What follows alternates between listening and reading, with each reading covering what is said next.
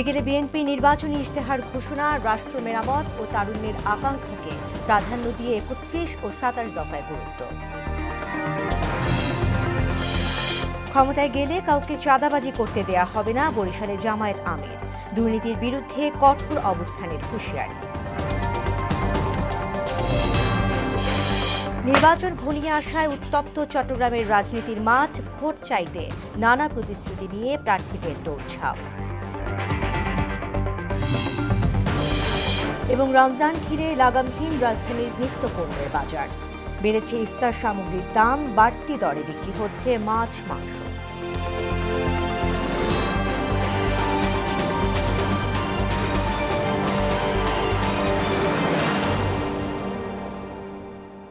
আসসালামু আলাইকুম, মোহনা সংবাদে সবাইকে স্বাগত।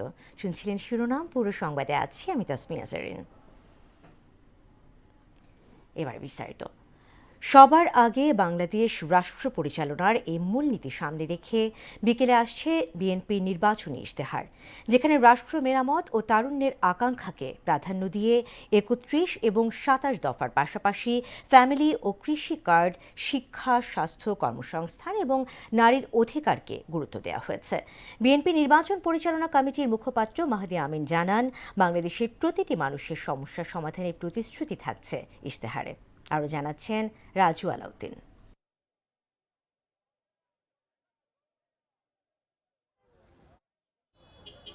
শুক্রবার সোনারগাঁ হোটেলে নির্বাচনী ইশতেহার ঘোষণা করবে বিএনপি। রাষ্ট্র কাঠামো মেরামতে দলটির ৩১ দফা প্রস্তাবনা ছিল অনেক আগে থেকেই। এবারে ইশতেহারেও এই বিষয়টি প্রাধান্য দেওয়া হচ্ছে। এছাড়া ফ্যামিলি কার্ড, কৃষি কার্ড, শিক্ষা, স্বাস্থ্য, কর্মসংস্থান, পরিবেশ এবং খতিব ইমাম মুয়াজ্জিনদের মাসিক সম্মানী সহ জনমুখী ইস্যুকে প্রাধান্য দেওয়া হয়েছে। সাম্প্রতিক সময় রাষ্ট্রীয় কাঠামো মেরামতে বিএনপির চেয়ারম্যান তারেক রহমানের বক্তব্যেও ইশতেহারে সম্পৃক্ত করা হয়েছে। নারী এবং তারুণ্যদের আকাঙ্ক্ষাকে প্রাধান্য দিয়ে জুলাই জাতীয় সনদের সমন্বয়ে ইতিমধ্যে ইশতেহারের বিষয়বস্তু চূড়ান্ত করা হয়েছে। শিক্ষা, স্বাস্থ্য, কৃষি, কর্মসংস্থান, নগরায়ণ, পরিবেশ, নারী ও যুবকদের ক্ষমতায়ন, শিশুদের বিকাশ, প্রতিটি ক্ষেত্রে আমাদের সুনির্দিষ্ট সুবিস্তৃত পরিকল্পনা রয়েছে। আমাদের নেতা জনাব তারেক রহমান বাংলাদেশে এসে বলেছিলেন প্ল্যান রয়েছে, সেই প্ল্যানটারই কিন্তু সুবিস্তৃত ইনশাআল্লাহ আমাদের নির্বাচন। ইশতেহারে বিএনপি ঘোষিত ৩১ দফা দাবির নির্বাচনী কমিশনের স্বাধীনতা, মানবাধিকার সুরক্ষা, বাক স্বাধীনতা, স্বচ্ছ প্রশাসন ও জাতীয় অর্থনৈতিক পুনরুদ্ধার অন্তর্ভুক্ত করা হবে। এছাড়া জুলাই সনদের আলোকে মানবাধিকার কমিশন ও দুর্নীতি দমন কমিশন এবং রাষ্ট্রীয় প্রতিষ্ঠানগুলোকে পূর্ণ স্বাধীনতা দেয়ার কর্মপরিকল্পনা ইশতেহারে থাকবে। এর বাইরে সুপ্রশাসন, রাষ্ট্রীয় কাঠামো, জবাবদিহিতাকে গুরুত্ব দেওয়া হবে। গণতন্ত্র পুনরুদ্ধার, বিচার বিভাগের স্বাধীনতা, শাসন ব্যবস্থা পুনর্গঠন, মানবাধিকার রক্ষা, প্রশাসনের বিকেন্দ্রকরণ এবং দুর্নীতির বিরুদ্ধে কাঠামো শক্তিশালীকরণ ইশতেহারের মূল বিষয় হিসেবে অন্তর্ভুক্ত করা হবে। যে কোনো মূল্যে আগামী বিএনপি সরকার দুর্নীতির টুটি চেপে ধরবে। সারা দেশে অন্তত ২০,০০০ কিলোমিটার খাল ও নদী খনন, পুনরায় খনন করে পানি প্রবাহ নিশ্চিতের প্রতিশ্রুতি থাকবে বিএনপির ইশতেহারে। তিস্তা ব্যারেজ উন্নয়ন ও পদ্মা ব্যারেজের মতো প্রকল্প গ্রহণ, ৫ বছরে ২৫ কোটি গাছ রোপণ এবং সারা দেশে পর্যায়ক্রমে সম্মিলিত বর্জ্য ব্যবস্থা গড়ে তোলার পরিকল্পনাও দেবে বিএনপি। আমাদের মূল লক্ষ্য এমন একটা রাষ্ট্র ব্যবস্থা গড়ে তোলা যেখানে জীবনে সফল হওয়ার জন্য নির্দিষ্ট কোনো দল করা লাগবে না। সামাজিক সুবিধা আমরা নিশ্চিত করতে চাই প্রতিটি মানুষের জন্য। রাজু আলাউদ্দিন, মোহনা সংবাদ, ঢাকা। ক্ষমতায় গেলে জামায়াত নিজেরা চাঁদাবাজি করবে না এবং কাউকেও চাঁদাবাজি করতে দেবে না, বরং দুর্নীতির বিরুদ্ধে কঠোর অবস্থান নিয়ে দুর্নীতির ঘাড় টেনে দেওয়া হবে বলে মন্তব্য করেন জামায়াতের আমির ডক্টর শফিকুর রহমান। বরিশালে মেহেন্দিগঞ্জে, পাতারহাট আর আরসি কলেজ মাঠে নির্বাচনী জনসভায় এসব কথা বলেন জামায়াত আমির। জামায়াতে ইসলামের কাছে দলীয় বিজয়ের চেয়ে জনগণের বিজয়ী মুখ্য। বৈষম্যহীন রাষ্ট্র গঠনে রাষ্ট্রপতি থেকে সাধারণ মানুষ পর্যন্ত সবাই আইনের চোখে সমান থাকবে বলেও জানান তিনি। একজন সাধারণ মানুষের বিচার হয়ে শাস্তি হবে, একই অপরাধ রাষ্ট্রপতি প্রধানমন্ত্রী করলেও তাদেরকে ছাড় দিয়ে কথা বলা হবে না, একই বিচারের আওতায় আনা হবে ইনশাআল্লাহ। দুর্নীতির জড় আমরা কেটে দিতে চাই। আমরা দুর্নীতির পাতা আর ডাল ধরে টান দেব না, আমরা দুর্নীতির ঘাট ধরে টান দেব। রাঘব বুয়াল, গডফাদার, মাফিয়া এরা থাকবে আইনের দরাছোঁয়ার বাইরে, আর ওই যারা সিসকাচুর তাদেরকে আনবেন আপনি আইনের আওতায় শাস্তি দেবেন, এটা চরম অন্যায়। নবম জাতীয় বেতন কমিশনের প্রতিবেদনের আলোকে নবম পে স্কেলের গেজেট প্রকাশ এবং বাস্তবায়ন এর এক দফা দাবিতে শাহবাগে বিক্ষোভ করছেন সরকারি কর্মচারীরা। সকালে কেন্দ্রীয় শহীদ মিনারে জড়ো হয়ে এ কর্মসূচি শুরু করেন তারা। পরে মিছিল নিয়ে শাহবাগ এলাকায় পৌঁছালে পুলিশ জলকামান এবং রাবার বুলেট নিক্ষেপ করলে 15 থেকে 20 জন আহত হন। এ সময় পুলিশের বাধা উপেক্ষা করে প্রধান উপদেষ্টার বাসভবনের দিকে এগিয়ে গিয়ে ইন্টারকন্টিনেন্টাল হোটেলের সামনে অবস্থান নেন বিক্ষোভকারীরা। দর্শক, নবম পে স্কেল বাস্তবায়নের দাবিতে ইন্টারকন্টিনেন্টালের সামনে বিক্ষোভ করছে সরকারি কর্মচারীরা। সেখানে রয়েছে সহকর্মী সুরাইয়া মুন্নি, তিনি যোগ দেবেন আমাদের সঙ্গে। মুন্নি, এই মুহূর্তে পরিস্থিতি কেমন আমাদেরকে জানাবেন?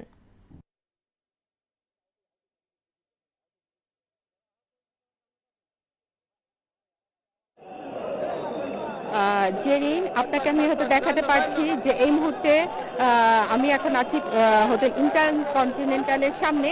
এখানে অনেক শিক্ষক এবং বিভিন্ন স্বায়ত্তশাসিত সরকারি এবং আধা স্বায়ত্তশাসিত কর্মচারীরা এখানে জড়ো হয়েছেন এবং তারা একটাই দাবি নিয়ে এখানে এসেছেন, সেটা হচ্ছে এবং তারা চাচ্ছেন নবম পে স্কেল। তো এই দাবিতে তারা সকাল থেকেই একে একে বিভিন্ন ছোট ছোট দল করে তারা কেন্দ্রীয় শহীদ মিনারে জড়ো হন এবং এক পর্যায়ে তারা যমুনা অভিমুখে দাবিতে হন, কিন্তু পুলিশের ব্যারিকেডের ধাক্কাতে বা তাদের প্রতিরোধে এই কর্মচারীরা যমুনা অভিমুখে যেতে পারেনি, কিন্তু তারা এখন অবস্থান নিয়েছেন। তারা এখন অবস্থান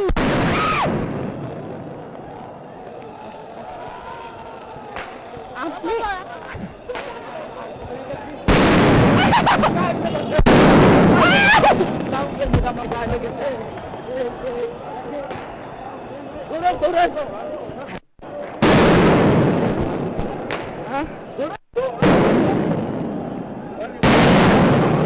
মুন্নি, আপনি ঠিক আছেন তো? মুন্নি, মুন্নি আপনি ঠিক আছেন? মুন্নি, আপনি শুনতে পাচ্ছেন?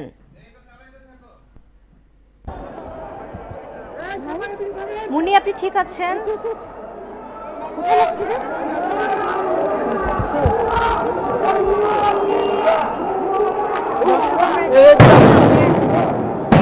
ইন্টারকন্টিনেন্টালের সামনে আছেন আমাদের সহকর্মী মুন্নি এবং তিনি লাইভে আছেন এবং এই মুহূর্তে আমরা দেখতে পাচ্ছি যে সেখানে ককটেল বিস্ফোরণ হচ্ছে।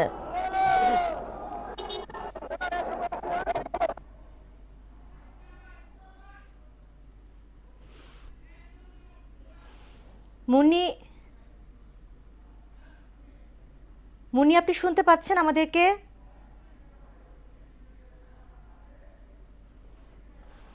দর্শক, মুন্নির সাথে আমাদের সংযোগটি বিচ্ছিন্ন হয়ে গেছে। আমরা চেষ্টা করব এবং আশা করব তিনি ঠিক আছেন। আপনারা দেখছিলেন যে এই মুহূর্তে ইন্টারকন্টিনেন্টালের সামনে যে বিক্ষোভ হচ্ছে এবং সেখানে ককটেল বিস্ফোরণ হচ্ছে এবং আমাদের সহকর্মী সেখানে ছিলেন। চলে যাচ্ছি পরের সংবাদে। নির্বাচনের দিন যত ঘনিয়ে আসছে, চট্টগ্রামের রাজনীতির মাঠ ততই উত্তপ্ত হয়ে উঠছে। ত্রয়োদশ জাতীয় সংসদ নির্বাচন সামনে রেখে মহানগর থেকে গ্রাম পর্যন্ত প্রার্থীদের দাঁড়ে দাঁড়ে ছুটছেন বিএনপি জামায়াতের প্রার্থীরা। আফসানা নূরের প্রতিবেদন, জানাচ্ছেন আফরিন পপি। ভোরের আলো ফোটার আগেই শুরু হয় প্রার্থীদের প্রচারণা। প্রার্থীদের দরজায় কড়া, হাসি মুখে শুভেচ্ছা, হাত মেলানো, কোলাকুলি। ভোট চাওয়ার সঙ্গে চলছে প্রতিশ্রুতির কথাও। রাস্তা, ড্রেন, পানি, কর্মসংস্থান সহ নানা দাবি জানাচ্ছেন প্রার্থীরা। মহানগর ও জেলার বিভিন্ন এলাকায় এভাবেই প্রচারণা চালাচ্ছেন বিএনপির প্রার্থীরা। তাদের ভাষ্য, জনগণের অধিকার ও গণতন্ত্র পুনরুদ্ধারই তাদের অঙ্গীকার। নির্বাচনের মাধ্যমে তার প্রতিনিধি নির্বাচন করবে, সরকার নির্বাচন করবে, সেই সরকার সেই সংসদ জনগণের কাছে দায়বদ্ধ থাকবে। তো সেটা যারা বাধাগ্রস্ত করতে চায় তারা নিশ্চয় বাংলাদেশের বন্ধু হতে পারে না। ধানের শীষের যে ব্যাপক প্রচারণা আগে হয়েছে 31 দফার মাধ্যমে, বা আমাদের পরবর্তীতে যে 8টা দফা দেওয়া হয়েছে, যে 8টাকে প্রায়োরিটাইজ করা হবে, এগুলো নিয়ে মানুষের মধ্যে বেশ পজিটিভ একটা ধারণা আছে। সীতাকুণ্ডর এই অন্তর অঞ্চলে চট্টগ্রাম 4 আসনের মানুষের প্রতিটি এলাকার কাজগুলো আমরা ইতিমধ্যে করা শুরু করেছি, পরিকল্পনার ভিতরে আমরা নিয়ে আসতেছি। বাংলাদেশের গণতান্ত্রিক প্রক্রিয়াকে সমন্বয় রাখার স্বার্থে আগামী নির্বাচনটা অবশ্যই সুষ্ঠু, নিরপেক্ষ এবং উৎসবমুখর পরিবেশ হওয়া উচিত বলে আমি মনে করি। মানুষ চারিদিকে মুখিয়ে আছে এই নির্বাচনের জন্য। মানুষ দারুণভাবে ব্যাকুল যে কখন তারা 12 তারিখে সকাল থেকে ভোট দেবে। আইন শৃঙ্খলা বাহিনী থেকে শুরু করে নির্বাচন কমিশন, যারা যারা আছেন সংশ্লিষ্ট, তারা যেন এই বিষয়টিকে গুরুত্ব দেন, যেন এটি 2008, 14, 18, 24-এর মতো কোনো নির্বাচন না হয়। অন্যদিকে জামায়াতে ইসলামীও প্রচারণায় ব্যস্ত সময় পার করছেন। প্রত্যেকটা ভোটাররা যার যার পছন্দবোধী তারা তাদের নিজেদের আগামী দিনের পার্লামেন্টের মেম্বার এবং জুলাই সনদের গণভিত্তির জন্য হার পক্ষেই ভোট দেবে। আমাদের বিশ্রাম হবে 13 তারিখের পরে ইনশাআল্লাহ। মানুষ নির্ভয়ে ভোট করে, যারা ভোটে নির্বাচিত হবে আমরা তাদেরকে স্বাগত জানাবো। এখন বাংলাদেশের অন্তর্বর্তীকালীন সরকারের মাননীয় প্রধান উপদেষ্টা জাতির কাছে অঙ্গীকার করেছেন যে তিনি ইতিহাসের সবচাইতে সেরা নির্বাচনটা উপহার দিতে চান। নির্বাচন কমিশনেরও সেরকম একই রকমের অঙ্গীকার আছে, আমরা তাদেরকে বিশ্বাস করতে চাই। শেষ পর্যন্ত সব হিসাব মিলবে একদিনেই, 12ই ফেব্রুয়ারি। ব্যালটের বাক্সই বলবে কার পক্ষে যাবে চট্টগ্রাম। আফরিন পপি, মোহনা সংবাদ। রমজান ঘিরে লাগামহীন রাজধানীর নিত্যপণ্যের বাজার। বেড়েছে রমজানে ইফতারের অন্যতম অনুষঙ্গ খেজুরের দাম। বাড়তি দামে বিক্রি হচ্ছে সব ধরনের মাংস, মধ্যবিত্তের নাগালের বাইরে রুই পাঙ্গাসও। শীতের ভরা মৌসুমেও কমছে না সবজির দাম, লেবুর হালি শতকের ঘরে। বাজার ঘুরে আরও জানাচ্ছেন উষা ফেরদৌস। দেশে বছরে 90 থেকে 95 হাজার টন খেজুরের চাহিদার 70% সৃষ্টি হয় রমজান ঘিরে। এ মাসে পণ্যটির সরবরাহ ও বাজার মূল্য স্বাভাবিক রাখতে গত ডিসেম্বরেই আমদানি শুল্ক কমিয়ে দেয় সরকার, কিন্তু তার কোনো প্রভাব বাজারে দেখা যায়নি। খেজুরের দামটা বাড়ছে, এটা ইম্পোর্টাররা করছে ম্যাডাম। সরকার কমাইছে ঠিকই, যেমন শুনতে আছি, কিন্তু ইম্পোর্টাররা তো কমায় নাই। ভালো খেজুর যেটা, ওটাতে 200-300 টাকা কার্টুনে বাড়ছে এখন। এদিকে রোজার আগেই বাজারে লেবুর হালি দাঁড়িয়েছে 80 থেকে 100 টাকায়, শসা 80 থেকে 120, বেগুন 80 থেকে 100, কাঁচামরিচ 140, করলা 140, টমেটো 80 থেকে 100 টাকা দরে বিক্রি হচ্ছে। লেবু 100 টাকা হালি নিচ্ছে, যেটা গত পরশু দিনও আমি 60 টাকা হালি কিনেছি। রমজানকে সামনে রেখে সৌদি আরব বা মিডল ইস্টের দেশগুলা জিনিসপত্রের দাম কমায় দেয়। দুর্ভাগ্য আমাদের বাংলাদেশে প্রত্যেক রোজা আসলে সব জিনিসের নিত্য প্রয়োজনীয় দাম বেড়ে যায়। বেড়েছে সব ধরনের মাংসের দামও। ব্রয়লার মুরগি বিক্রি হচ্ছে কেজি প্রতি 190 থেকে 200, প্রকার ভেদে লেয়ার বিক্রি হচ্ছে 350 টাকা পর্যন্ত। গরুর মাংস 800 থেকে 850 টাকা, আর খাসি 1200 থেকে 1250 টাকা। বিগত মাসগুলোতে মাংসের যে দাম ছিল গরুর মাংস, এখন 850 নিচে ভালো মাংস পাওয়া যায় না। সবাই ধান্দা নিয়ে ব্যস্ত, এই বাজারের মধ্যে কোনো মনিটরিং নেই সরকারের। এদিকে বেড়েছে সব ধরনের মাছের দামও। অনেক মাছ কেজিতে 200 টাকা পর্যন্ত বেড়েছে। কেজিতে 50 থেকে 200 টাকা পর্যন্ত বেশি আছে অন্যান্য সময়ের তুলনায়। ইনফ্লেশন যদি হিসাব করে আমাদের 7.3 ইনফ্লেশন, নভেম্বর ডিসেম্বরটা 8.3 ইনফ্লেশন, কিন্তু মার্কেটে দেখেন এর চেয়ে বেশি ইনফ্লেশন কাজ করছে। আপনি 1000 টাকার মাছ যদি 200 টাকা বাড়ে। আবার রোজা ঘিরে ইফতারি উপকরণের দামও ঊর্ধ্বমুখী। এ অবস্থায় বাজার তদারকি বাড়ানোর দাবি জানিয়েছেন ভোক্তারা। উষা ফেরদৌস, মোহনা সংবাদ, ঢাকা। দর্শক, আমরা আবারও ফিরছি হোটেল ইন্টারকন্টিনেন্টালের সামনে। সেখানে রয়েছেন আমাদের সহকর্মী সুরাইয়া মুন্নি। চলে যাচ্ছি তার কাছে।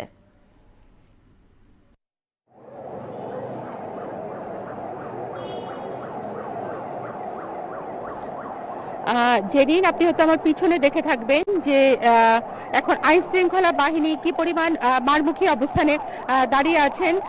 একই সঙ্গে আপনাকে আমি যদি দেখাতে চাচ্ছিলাম যে অপোজিটে যাদের বিরুদ্ধে এই পরিস্থিতির উদ্রেক হয়েছে তারাও একটা বাংলা মোটরের দিকে যে ওই রাস্তাতে যে তারা হচ্ছে আইন শৃঙ্খলা বাহিনীর প্রতি ধেয়ে আসছে। তো এখন একটা মুখোমুখি অবস্থানে তারা এখন আছেন। কিছুক্ষণ আগে হয়তো আমি আপনাকে দেখিয়েছিলাম যে দুই পক্ষই খুব তেড়ে আসছিল এবং একটা পর্যায়ে দেখা গেছে যে আইন শৃঙ্খলা বাহিনী যারা তারা হচ্ছে বোমা সদৃশ বা হ্যান্ড গ্রেনেড এগুলো তারা ছাড়ে, কিন্তু একটা পর্যায়ে বেশ কতজন আহত হয়েছে এবং বেশ কিছু সংবাদকর্মী এখানে আহত হয়।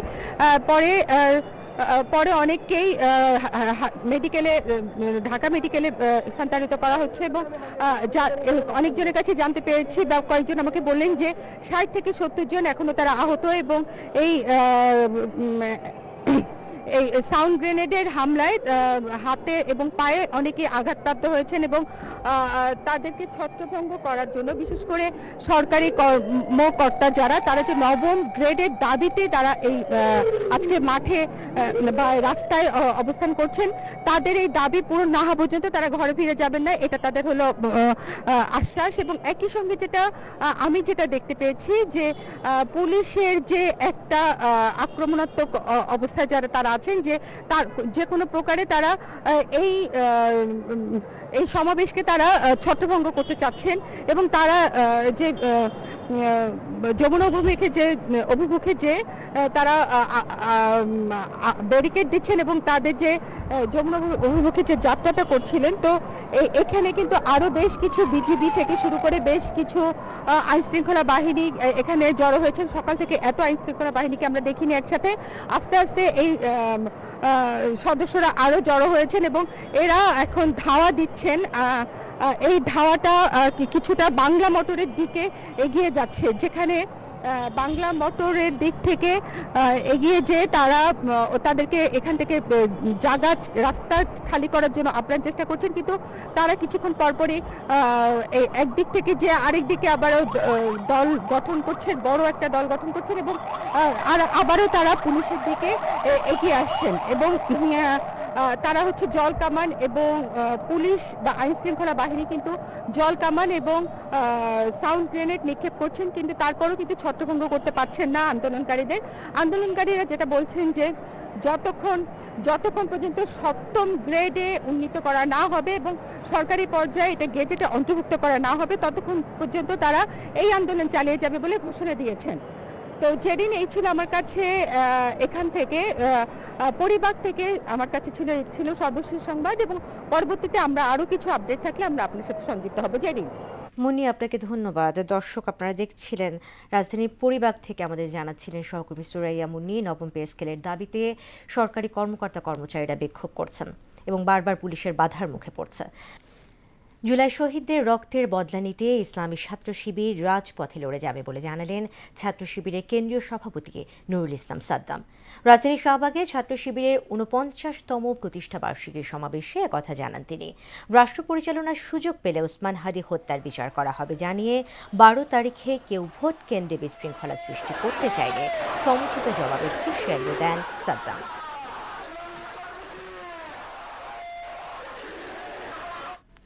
শেষ করব মোহনা সংবাদ, যে আবার আগে শিরোনামগুলো আরও একবার।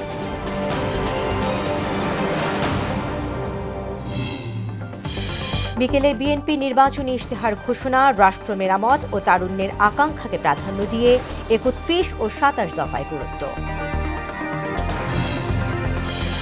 ক্ষমতায় গেলে কাউকে চাঁদাবাজি করতে দেয়া হবে না, বরিশালে জামায়াত আমির। দুর্নীতির বিরুদ্ধে কঠোর অবস্থানের হুঁশিয়ারি। নির্বাচন ঘনিয়ে আসায় উত্তপ্ত চট্টগ্রামের রাজনীতির মাঠ, ভোট চাইতে নানা প্রতিশ্রুতি দিয়ে প্রার্থীদের দৌড়ঝাঁপ।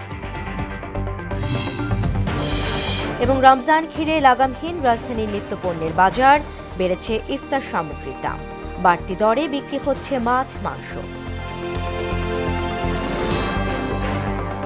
দর্শক, এই ছিল মোহনার সংবাদ। পরবর্তী সংবাদ বিকেল 5:30টায়। এর আগে বিকেল 3টায় দেখবেন সংবাদ এক নজরে।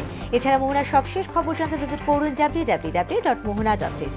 সংবাদ দেখতে পারেন আমাদের ফেসবুক পেজ ও ইউটিউবে। এতক্ষণ সঙ্গে থাকার জন্য ধন্যবাদ।